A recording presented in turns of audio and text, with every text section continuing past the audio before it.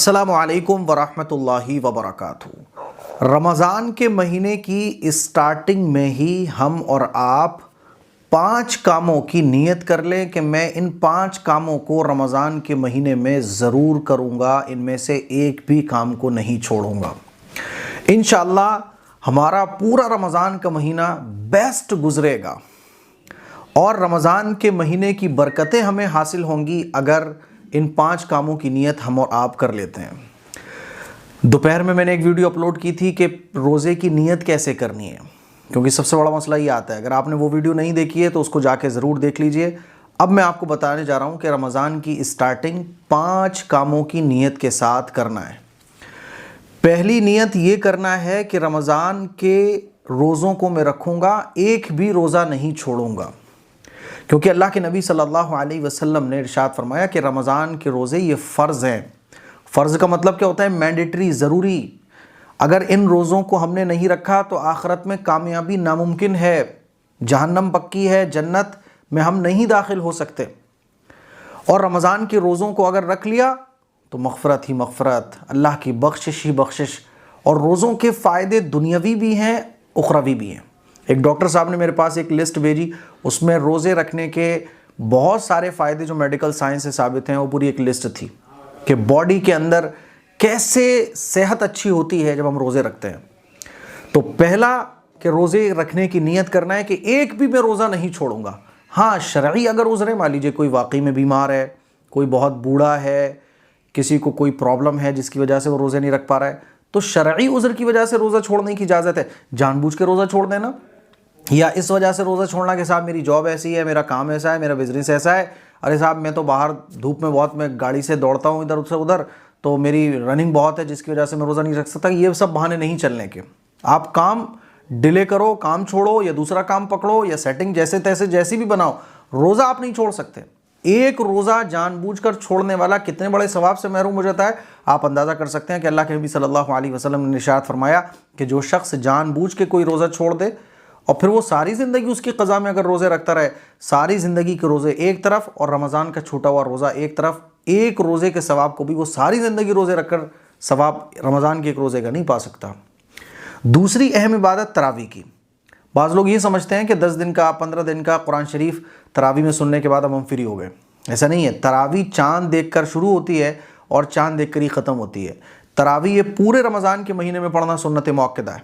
हाँ, पूरे रमज़ान में तरावी में एक कुरान मजीद पढ़ना ये अलग सुन्नत है, लेकिन इसका मतलब ये नहीं होता कि 15 दिन पढ़ने के बाद आप फिर आप गोलमोल कर दो, अब आप दुकान पर बैठे हुए हैं, अब आप तफरी कर रहे हैं। तरावी पूरे महीने पढ़नी है, इसकी नियत कीजिए।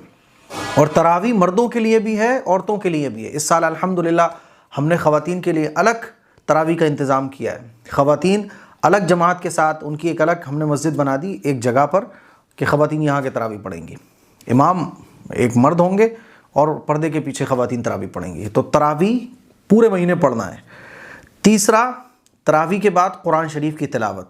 कुरान शरीफ का जो ताल्लुक़ है वो रमज़ान के महीने के साथ बड़ा ख़ास है, क्योंकि कुरान मजीद नाजिल होना ही रमज़ान के महीने में शुरू हुआ और हुज़ूर अलैहिस्सलातु वस्सलाम कुरान मजीद की तिलावत रमज़ान के महीने में खूब फरमाते थे। इसलिए कुरान मजीद की तिलावत जितनी ज़्यादा हो सके, लेकिन ज़्यादा के चक्कर में आप स्पीड से पढ़ना शुरू कर दो, ये नहीं करना।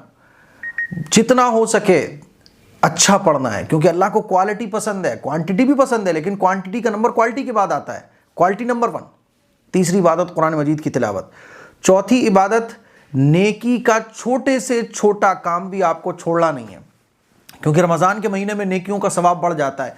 एक फ़र्ज़ का सवाब 70 फ़र्ज़ों के बराबर और एक नफल का सवाब फ़र्ज़ के बराबर, और छोटी छोटी नेकियों पे 70 गुना अजर मिलता है। तो आप अंदाज़ा कीजिए कि, और अल्लाह ताला आम दिनों में भी 1 के 10 देता है, तो 70 रमज़ान में और 10 वैसे ही, तो 700 गुना सवाब मिलता है।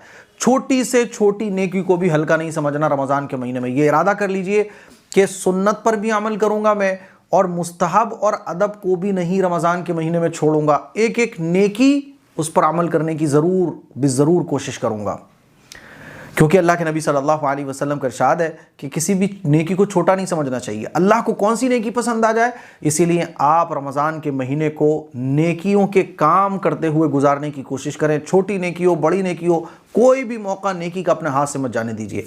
5वां बहुत अहम काम है, बहुत अहम काम है। ये इतना अहम काम है कि अगर आप इसको नहीं करोगे तो रोज़ा रखना, कुरान शरीफ पढ़ना, तिलावत करना, बहुत सारी इबादतें करना, सबका अजर ज़ाया हो जाएगा। और वो काम है गुनाहों से बचना। गुनाहों से बचना रमज़ान के महीने में बहुत ज़रूरी है। जैसे रमज़ान के महीने में सवाब नेकियों का बढ़ जाता है, गुनाहों का वबाल भी बढ़ जाता है। अल्लाह के नबी सल्लल्लाहु अलैहि वसल्लम का इरशाद है, बहुत सारे रोज़ेदार ऐसे हैं जिनको भूखा प्यासा रहने के सिवा कुछ भी हासिल नहीं होता, क्योंकि वो रोज़ा तो रखते हैं लेकिन गुनाहों से नहीं बचते। बिल्कुल ऐसा है जैसे आपने टंकी में पानी भरना तो शुरू किया और आपने टंकी के नीचे सुराख है या नल खुला छोड़ दिया, टंकी भरेगी? कभी नहीं भरेगी। बिल्कुल इसी तरह से गुनाह नेकियों को खाता रहता है। जैसे आग लकड़ी को खा जाती है, बिल्कुल इसी तरह से गुनाह नेकियों को ख़त्म कर देता है। गुनाहों से बचने की कोशिश करना। गुनाह कबीरा तो बहुत अलग बात हो गई। गुनाह कबीरा अगर आप कर रहे हैं, जैसे आप नाजायज़ ताल्लुक़ किसी से कायम किए हुए हैं, आप हरामकारी में मुब्तला हैं, आप शराब पी रहे हैं, आप गलत चीज़ों को देख रहे हैं, आप झूठ बोल रहे हैं, ये गुनाह कबीरा है। गुनाह कबीरा का गुनाह रमज़ान के महीने में बहुत बढ़ जाता है। गुनाह कबीरा से तो बचना ही है, छोटे छोटे गुनाहों से भी बचने की कोशिश करना है। गुनाह से बिल्कुल बचने की कोशिश कीजिए।